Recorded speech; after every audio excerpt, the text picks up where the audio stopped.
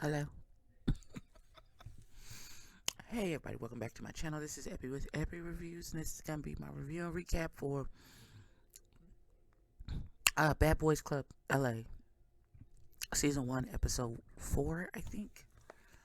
I think it's 4. I think it's 4. Yeah. Yeah. We going to jump right into it. Bear with me. I'm eating my breakfast. And it's Monday and I'm avoiding work, so let's roll with me on this, y'all. Ain't nothing on my face. Just go with me. We gonna get through this, shall we? So here's my genuine question about this footage of the fight with the baby and the brother-in-law. Did they have to turn this into the police? Do the police know they have this? Because this is an assault that they recorded and are showing on their network. Did they have to turn a copy of this to the police? Are they even allowed to show this? Is this considered part of an active investigation? I have so many questions. So many questions. But okay, that is where I am with the baby. That nigga killed somebody at the Walmart. Here in the city where I live.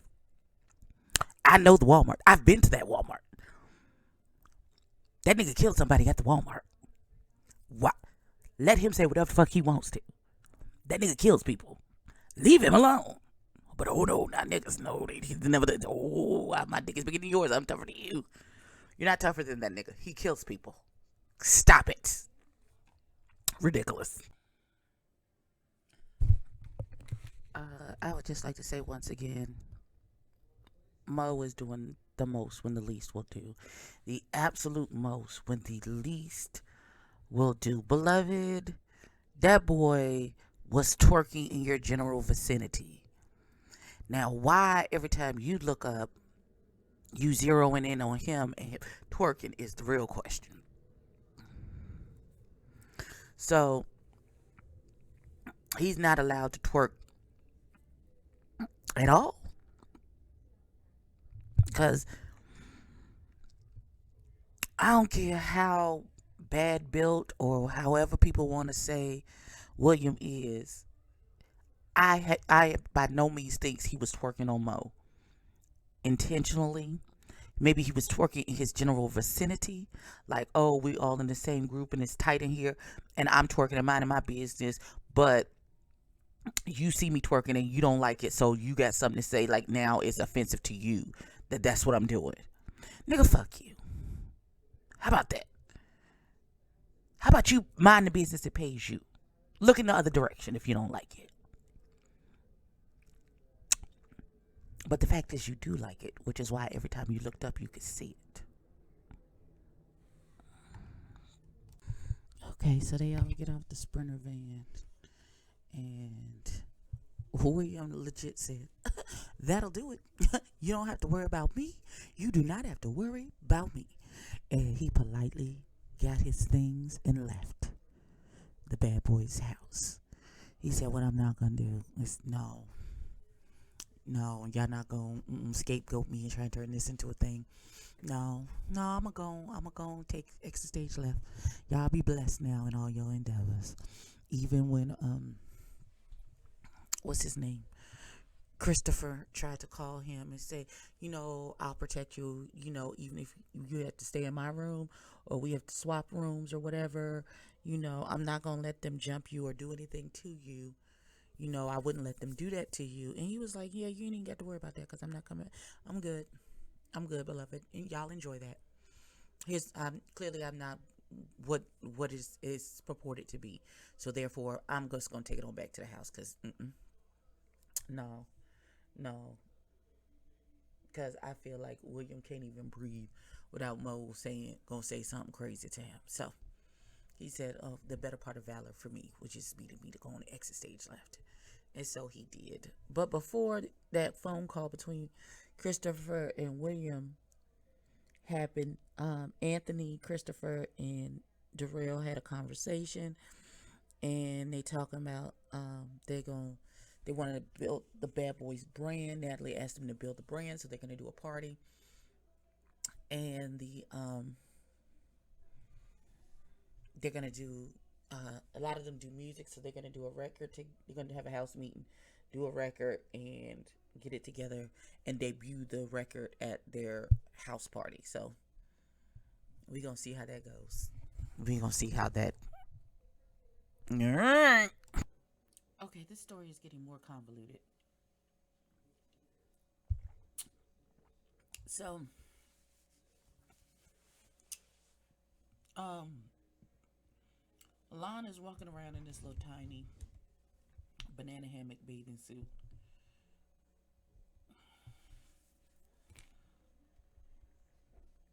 Um, okay, so now, he talks to Dylan because they're roommates, trying to figure out exactly what happened. Um, and he said he was talking last night about after the club that they said they was gonna come and jump him or something, and he left last night after that, and I was like, okay, right? If you don't feel safe where you lay your head, then go find somewhere else to lay your head. So I'm not mad at that. And then he's like, well, he's coming back to get his thing, so I'm gonna try and talk him out of leaving, and they calling him a punk and a pussy and all that other stuff. Y'all don't know what kind of trauma this child has had in his life, that would lead him to act the way that he does. And if he feel like his safety is in question, then do whatever you need to do to um safeguard that. Like I don't know. They was like, well, if he didn't jump up last night, why would they go through these other links to wait till they come back after the club and then jump you and da da da da da? Because niggas is dumb and they do dumb shit. That's why. And I don't trust them. It's very simple. But them acting like this boy getting threatened is not a valid reason for him to be like, okay, yeah, I'm good. And I take people for their word, because when people show me who they are, I believe them. So, and if I don't want to deal with it, then okay, all right, enjoy, beloved. I'm good. Yeah, I tried to be on William's side, but you can't. He couldn't even have a normal conversation with the little boy. With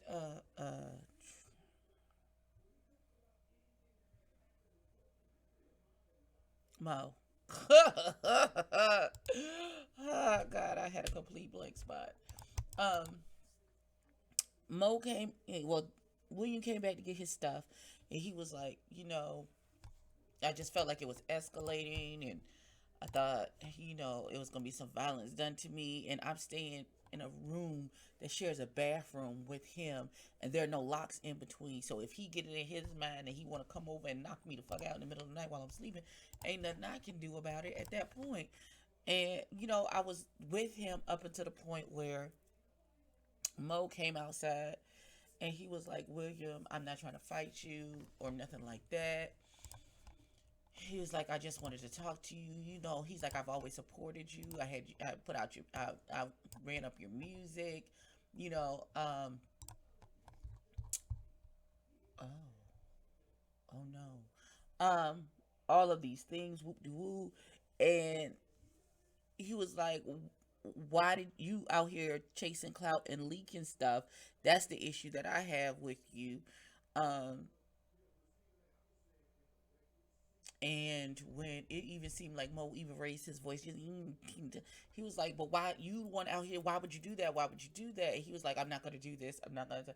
And he no confrontation at whatsoever from Mo. He said he got in the car and he was like, "Blue skidoo, you can't do," and got in his car and the car drove off. Child,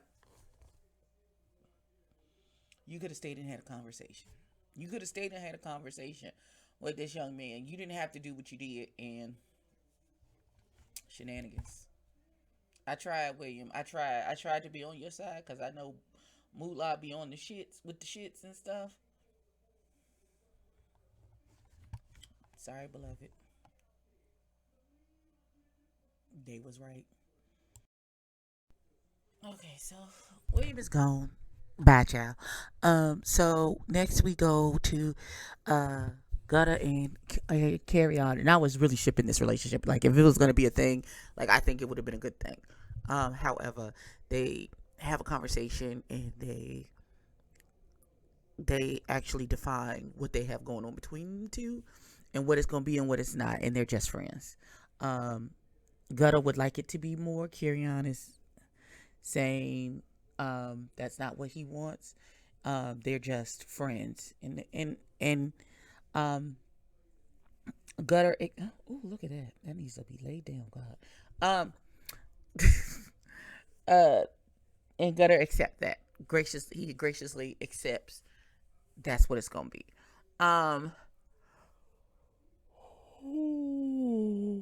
excuse me. And then they get into a conversation about their dads and um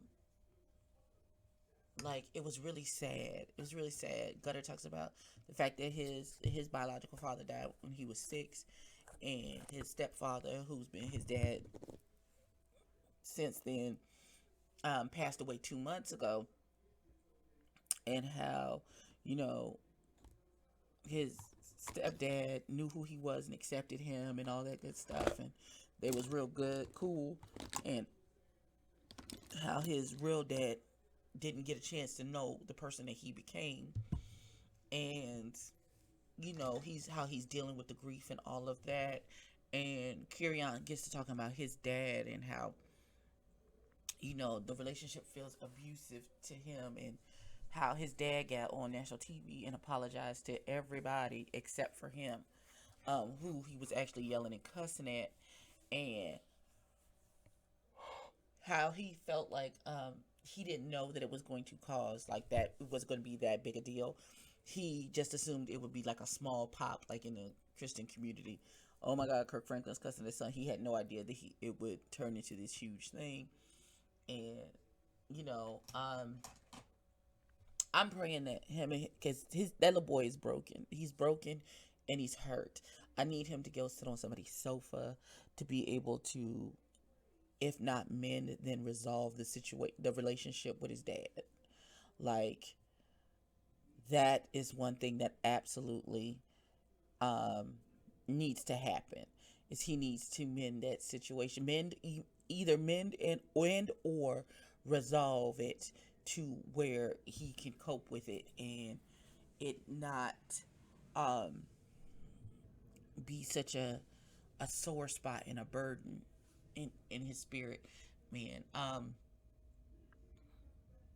Yeah, that baby, like he's you can physically see he's hurting. The baby was in tears about it.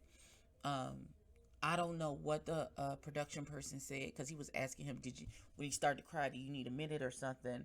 And I don't know what he said to take Carry On, because he started to escalate, because he was like, what does that mean, what does that mean? I don't know what he said, but he was like, what does that mean, what does that mean? And then he got up and walked off. He's like, I just need a minute. And the guy was like, yeah, sure, okay, take your whatever you need, take your time. And that's how that scene ended. But listen, I prayer warriors, do what y'all do in regards to this young man, because he needs all the prayer and love and support that he could possibly get, especially now. Unfortunately, over the weekend he was arrested. He got pulled over, and there was a gun in the car, who, which was, he said, was not his, and apparently the car belonged to someone who had gone missing, and then had been found dead. So, um, I don't know what's going on with that situation, but we can only pray and hope that it turns out okay.